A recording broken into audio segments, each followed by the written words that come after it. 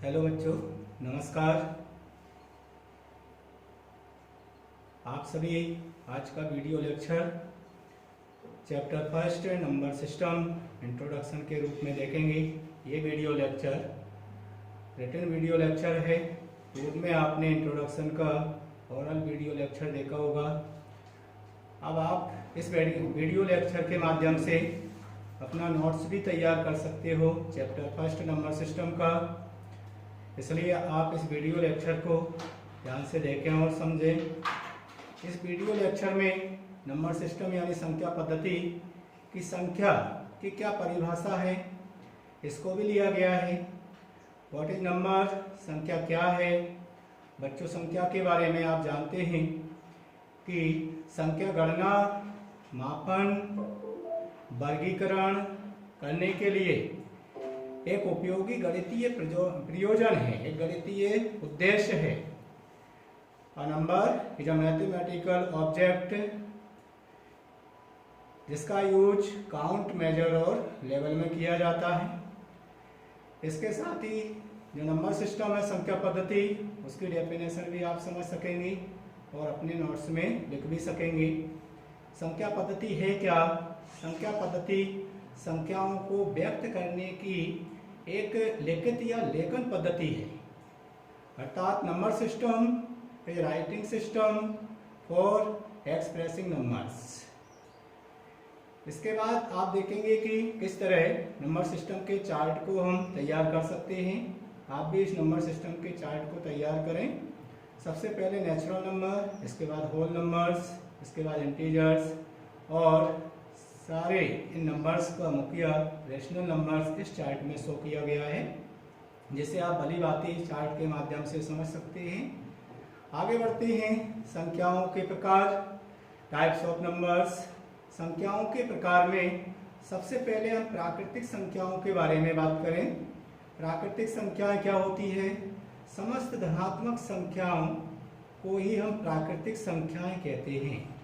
उदाहरण के रूप में देखें तो 1, 2, 3, 4, 5 इस तरह अनंत की ओर जाएं तो ये समस्त संख्याएं प्राकृतिक संख्याएं हैं।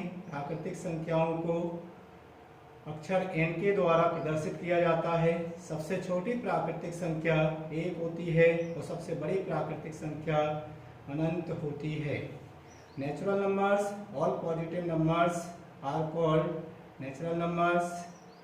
उदाहरण के माध्यम से भी आप समझ सकते हैं। नेचुरल नंबर्स को डेनोट करते हैं n के द्वारा और उदाहरण के माध्यम से आप समझ लें। पूर्ण संख्याएं शून्य सहित समस्त धनात्मक संख्याओं का जो समूह है पूर्ण संख्याएं कहलाती है। पूर्ण संख्याएं अगर प्राकृतिक संख्याओं में 0 को और इंक्लूड कर दें तो जो संख्याओं का संग्रह प्राप्त होगा वो पूर्ण संख्याएं कहलाएंगी। पूर्ण संख्याओं को अक्षर w के द्वारा प्रदर्शित किया जाता है। प्राकृतिक संख्याओं की तरह ही सबसे छोटी पूर्ण संख्या 0 है और सबसे बड़ी पूर्ण संख्या अनंत है। A group of all positive numbers with 0 are called whole numbers. Example के रूप में 0, 1, 2, 3, 4, 5, 6 है और इसे हम अक्षर w के द्वारा भी डेनोट करते हैं। आगे बढ़ते हैं। आगे बढ़ने पर आपको प्राप्त होगा नेचुरल नंबर्स का एक चार्ट, जिसमें नेचुरल नंबर्स को हम डिवाइड कर सकते हैं, वर्गीकृत कर सकते हैं इवन नंबर के रूप में, ऑड नंबर के रूप में, प्राइम नंबर के रूप में, कंपोजिट नंबर के रूप में और को प्राइम नंबर के रूप में। आगे अगर हम बढ़ें तो पाएंगे कि इनकी डेफिनेशन क्या है। Even numbers, all natural numbers that end with 0, 2, 4, 6, 8 is called even number. Even numbers can be divided by 2. Example के रूप में देखें तो 2, 10 या इस तरह की जो संख्याएं हैं जो 2 से डिवाइड हो जाती है, ये समस्त संख्याएं सम संख्याएं कहलाती है। तो इस तरह से हम सम संख्याओं की परिभाषा आसानी से सीख सकते हैं कि ऐसी संख्याएं जिनके इकाई का अंक 0, 2, 4, 6 या 8 हो, ऐसी संख्याओं को हम सम संख्याएं कहते हैं। उदाहरण के रूप में 2, 4, 6, 10 इस तरह की संख्याओं को हम सम संख्याएं बोलते हैं। आगे बढ़ते हैं विषम संख्याओं की ओर। वे समस्त प्राकृतिक संख्याएं जिन्हें 2 से विभाजित नहीं किया जा सकता, ऐसी संख्याओं को विषम संख्याएं कहते हैं। विषम संख्याओं में हम देखें कि 1, 3, 5, 7, 13, 9 इत्यादि ये सभी विषम संख्याएं हैं जिनको 2 से डिवाइड नहीं किया जा सकता। All natural numbers which can not be divided by 2 are called odd numbers. आगे बढ़ते हैं तो देखेंगे कि एक क्वेश्चन इस तरह का भी आता है, आपसे कोई पूछ भी सकता है कि 0 इज डिवाइडेड बाई 2, अगर 0 2 से डिवाइड होता है या नहीं होता है तो आप क्या कहेंगे। यानी अगर 0 के बारे में पूछा जाए कि 0 सम संख्या है या विषम संख्या है तो आप अच्छे से समझ सकते हैं कि 0 2 से विभाज्य है, इसलिए ये एक सम संख्या है। लेकिन प्रश्न ये भी उठता है कि कैसे फिक्स करें कि 0 एक सम संख्या है, विषम भी तो हो सकती है। इसको प्रूव करने के लिए हम देखें कि आप संख्याओं को जोड़कर अगर देखते हैं, मान लो विषम संख्या में विषम संख्या को ही ऐड करें तो आपको एक सम संख्या प्राप्त होगी। लेकिन अगर हम 0 को विषम संख्या मान रहे हैं और उसको विषम संख्या 5 में अगर जोड़ते हैं तो यहाँ पर हम देखेंगे कि 5 प्राप्त होता है, जो कि इवन यानी कि सम संख्या नहीं है, विषम है। इसका मतलब ये है कि 0 विषम संख्या नहीं हो सकती, क्योंकि 0 अगर विषम संख्या और विषम में जोड़ते हैं तो विषम आती है, जबकि सत्य ये है कि सम आना चाहिए, इवन आना चाहिए, इसलिए 0 को हम विषम संख्या नहीं कह सकते। इसी तरह आगे बढ़े तो हम देखेंगे कि अगर 0 को इस आप इवन नंबर लेकर और ऑड नंबर मानते हैं, अगर 0 को अगर विषम संख्या मानते हैं और इवन में जोड़ते हैं तो ऑड आना चाहिए, जबकि यहाँ जोड़ने पर इवन आ रहा है। इस स्टेटमेंट से भी हम कह सकते हैं कि 0 एक सम संख्या है, विषम संख्या नहीं हो सकती। अतः स्पष्ट रूप से हम बोल सकते हैं, कह सकते हैं कि 0 एक सम संख्या है, विषम नहीं है। आगे बढ़ते हैं प्राइम नंबर्स की तरफ। प्राइम नंबर्स में अभाज्य संख्याएं, ये एक से बड़ी ऐसी समस्त प्राकृतिक संख्याएं हैं जो स्वयं तथा एक के अतिरिक्त किसी अन्य संख्या से विभाजित नहीं हो सकती। ऐसी संख्याओं को हम अभाज्य संख्याएं कहते हैं। जैसे उदाहरण के रूप में 2, 3, 5, 7, 11। All natural numbers greater than 1 in which having common factors 1 and itself are called prime numbers। Example के रूप में फिर से अपन देख सकते हैं कि 2, 3, 5, 7, 11 एंड सो ऑन। आगे बढ़ते हैं तो कंपोजिट नंबर्स के बारे में भी हम परिभाषा जान सकते हैं।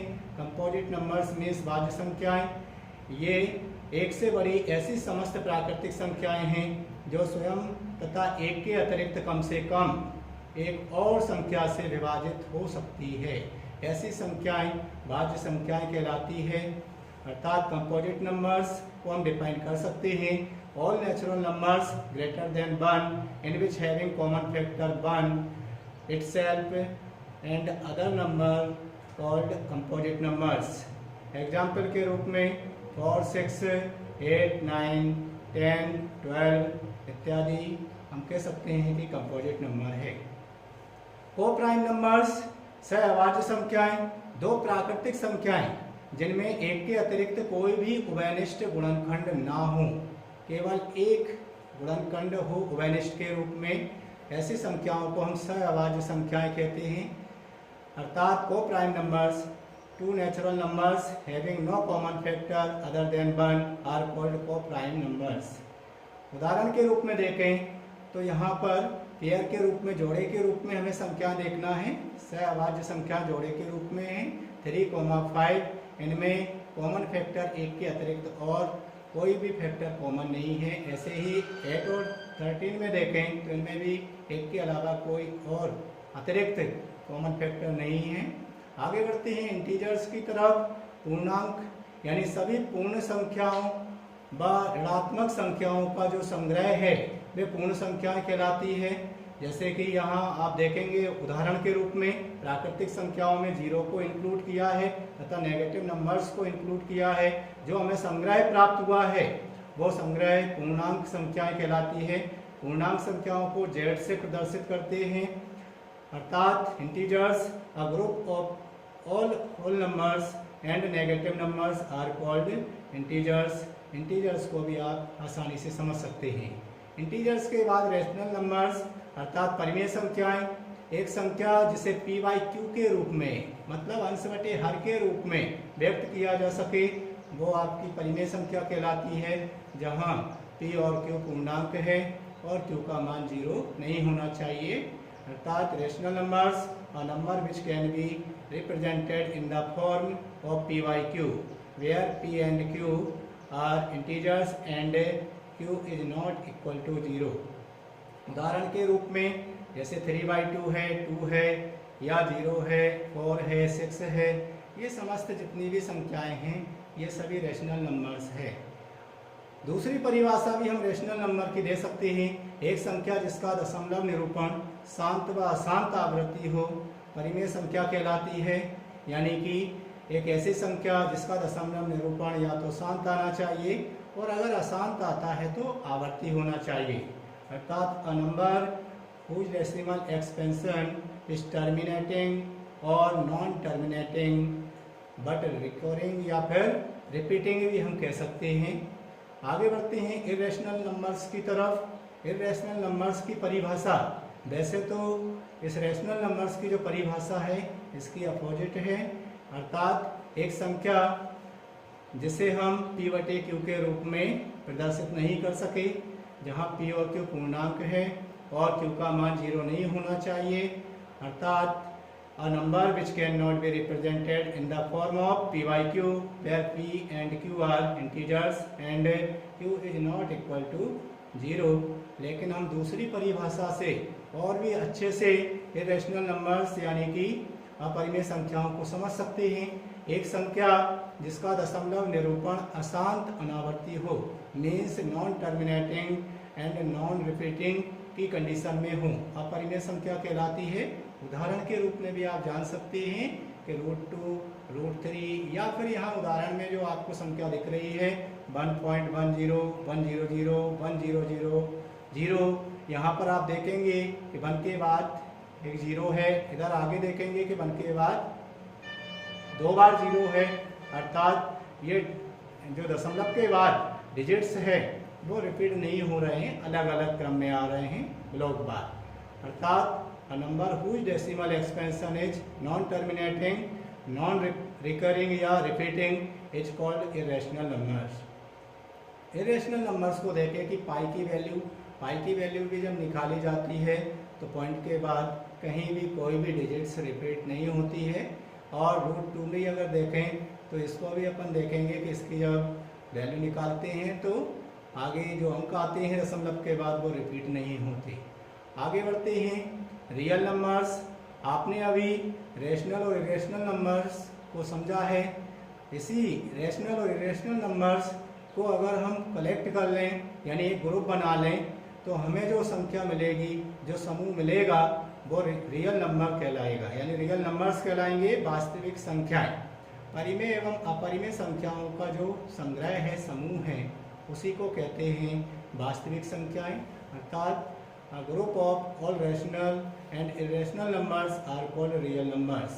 उदाहरण के रूप में आप देख सकते हैं कि कहीं पर भी जो संख्याएं आती है, जितनी भी परिमेय और अपरिमेय संख्याएं हैं उनको एक साथ अगर लिखते हैं तो आपको रियल नंबर्स प्राप्त हो जाएंगी।